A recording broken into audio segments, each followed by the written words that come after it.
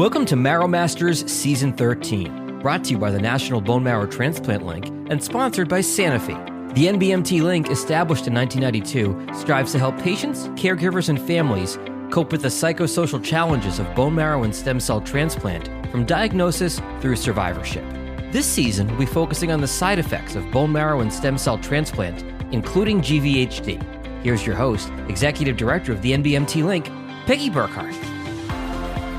Hello, everyone. Today, we welcome Flora Stondell, who is an advanced practice manager, assistant director of bone marrow transplant at UC Davis Comprehensive Cancer Center in the Malignant Hematology, Transplant, and Cellular Therapy Division. Phew, that was a lot. Flora is going to share a great deal of information today as it relates to vaccinations, screenings, and GVHD. Flora is also on our board of directors at the Link, and it has been such a pleasure already to work with Flora, and I am so happy to have her with us today. Thank you, Flora, and welcome.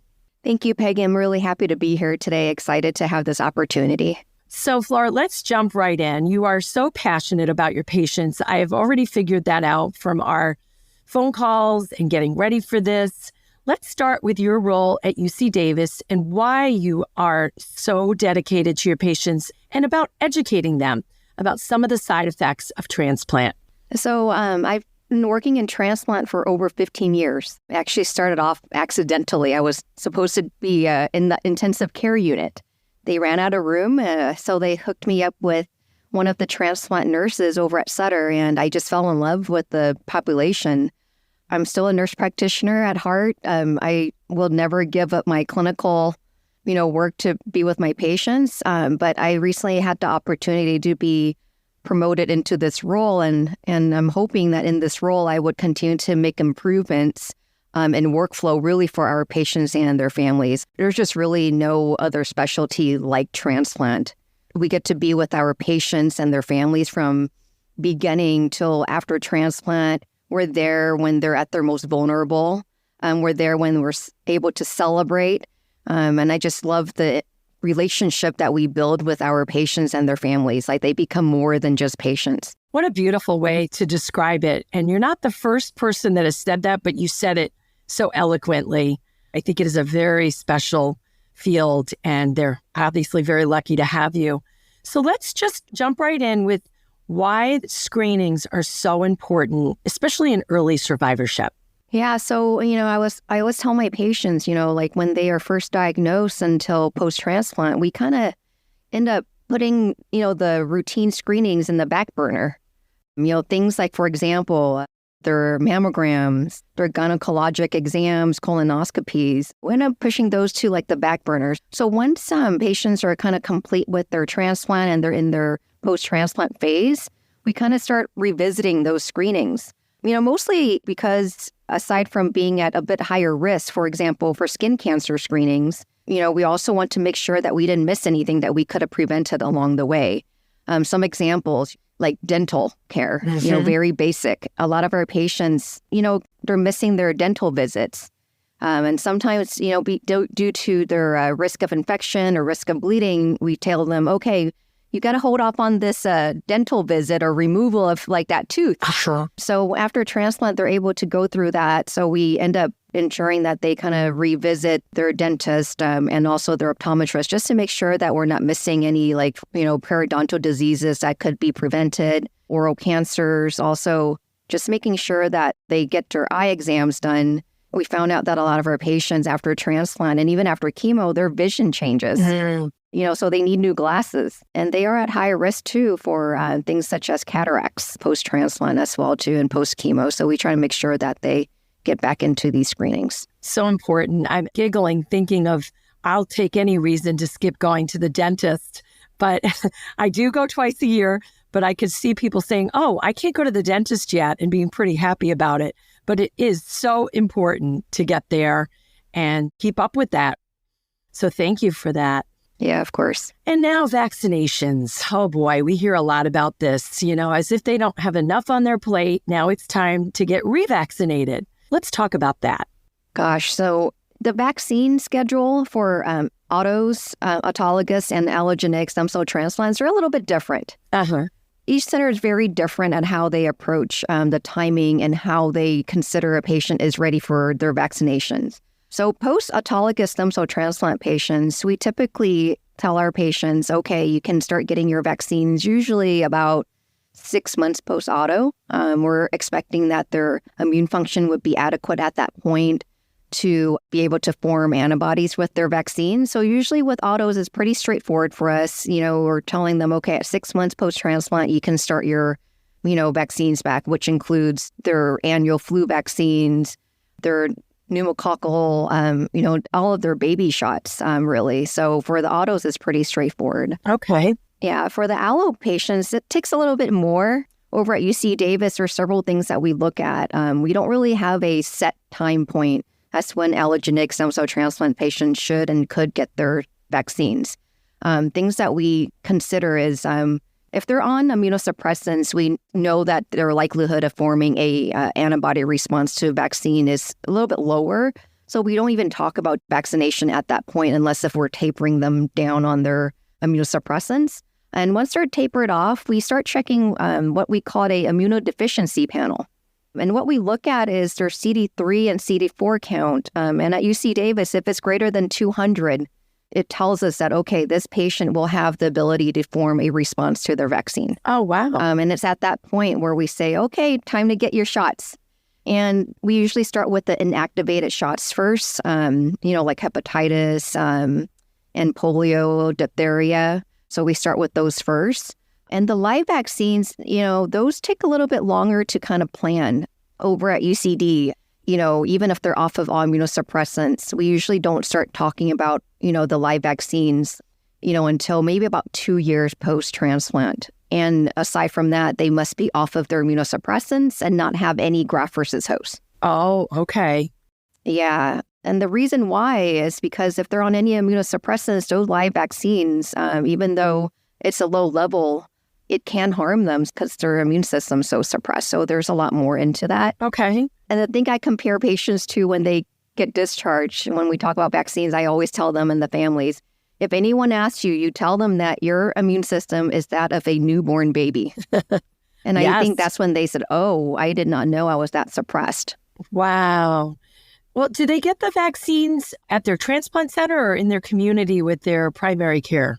So we're very lucky at UC Davis. We actually work very closely with our infectious disease team. Okay. We have several doctors there that have taken on our transplant patients. So if they do live locally or willing to drive down to UC Davis, we refer them to our infectious disease team for their vaccinations. Okay. And if they don't, they can just set that up through their primary care physician? Yeah, they can set that up through their primary care physicians. Some of the vaccines actually are carried at the local pharmacy as well, too, that we just found out. So typically after a transplant, regardless if they're going to receive their vaccinations with us or locally, we do send them home with a vaccine record. That way they kind of know exactly about what time point they will be getting each vaccine and when. Terrific. And I believe you might have mentioned to me that you have a vaccine schedule that you could share. Yes, I do have a vaccine schedule, and I'll email that over to you later on, Peggy. Wonderful. We'll put that in the show notes so people can reference that. Great information. A lot of things I did not realize. So thank you so much. Okay, now we're going to jump into GVHD.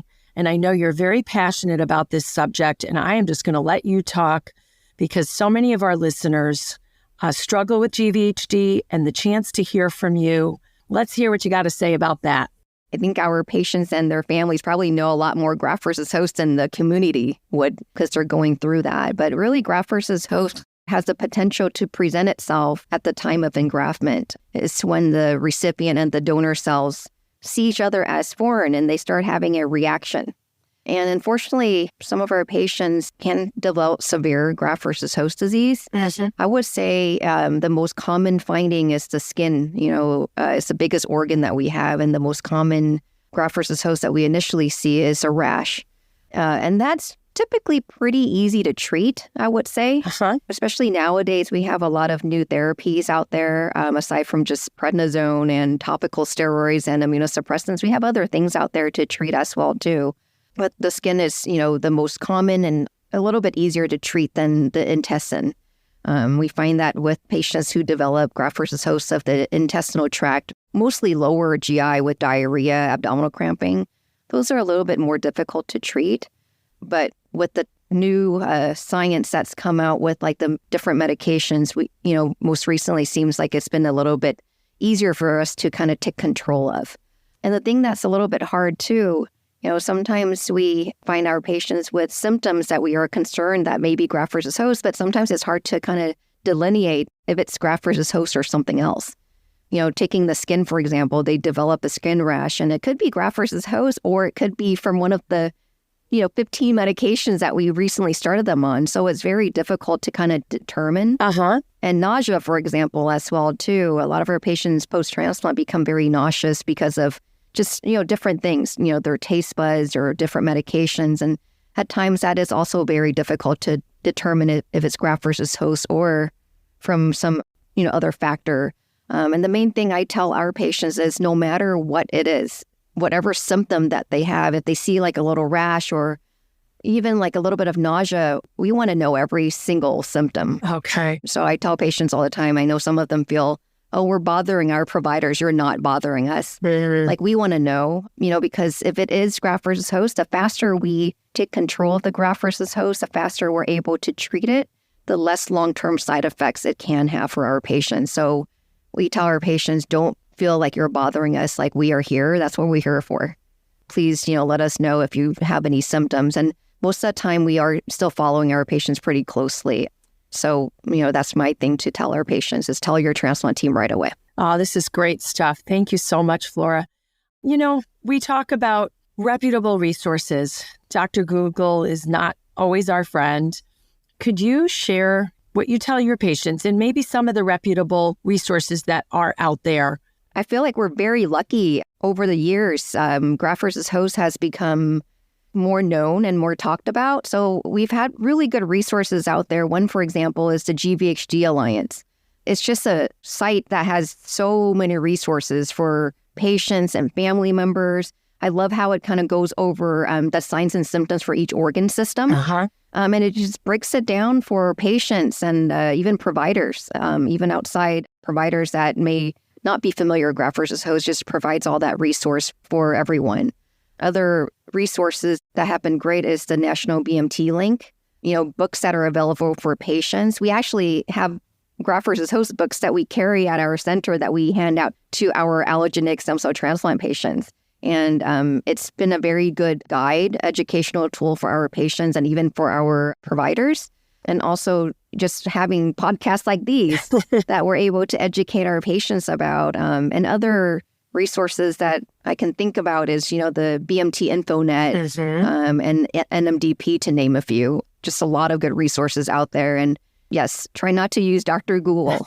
I don't think that's a good one to use. But these other resources, definitely what I tell my patients to kind of add on to their search bar, those that have graft versus host. Oh, that's great. And I do want to add one more if it's okay. Yeah. Just because they are so dedicated to graft versus host disease, and that is the Meredith Cowden Foundation. They have a symposium every fall, and they work tirelessly regarding GVHD. So I just want to add that one, but you really hit the mark on that. So thank you so much. We appreciate the plug too, because we are doing everything we can to recognize it. And in fact, we just celebrated at Tandem, which is the conference in February every year, the second annual GVHD Day, which is February 17th. And we'll be planning the next one for next February. So that's a great way to validate how people feel about their GVHD. So moving on, I want to touch base on caregivers. They are such an important part of this puzzle, as we all know. They also have so much on their plate as they prepare to go home and deal with all of the side effects. Can you talk about things you recommend for the caregiver, Flora? The caregiver role is a very difficult role to have. They're there usually from onset of diagnosis until post-transplant. And I think a lot of times the caregiver, they don't take time for themselves. The thing that I kind of focus on with my patient's family and their caregiver is caregiver fatigue, and kind of acknowledging that they are people, and it's very tiring mentally and physically and emotionally to kind of be there for their families.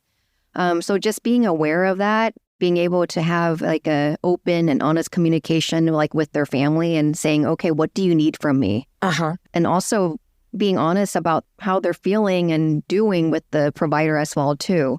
I know as being in the transplant at UC Davis, we're not there just for our patient. We're there for the family too, because if you're exhausted and you're a burnt out caregiver, it's not good for yourself or the family. So we provide resources for the family as well too. And I think one thing that I want to just add is understanding that you don't have to be there with the patient physically 24/7, and that there are resources available if the caregiver does experience this burnout and fatigue. Yeah, we try to make sure we have resources for the caregivers as well. They are such a special part of the journey because it's so long that, it's so specialized. And as you said in the beginning of the podcast, why you love this field so much, it makes for a long haul for these caregivers. And they really have to buckle up and pace themselves and not be afraid to ask for help from friends and family. We're going to cover in another episode nutrition and why it's so important for good nutrition to be front and center as the caregiver also needs that and settles in with their survivor. Okay, so Flora, we are already wrapping things up. I guess I want to ask what your best tips might be when you're discharging patients and sending them home. Any final remarks?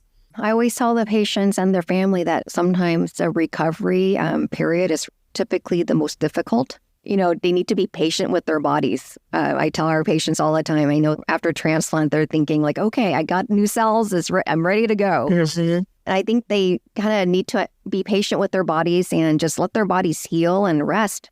It takes months and sometimes even years to kind of get back to their baseline, and they may have a new baseline. So I kind of tell our patients and our families, like, be patient with yourself. If you are feeling tired and your family wants to come and visit or friends wants to visit, it's okay to say no.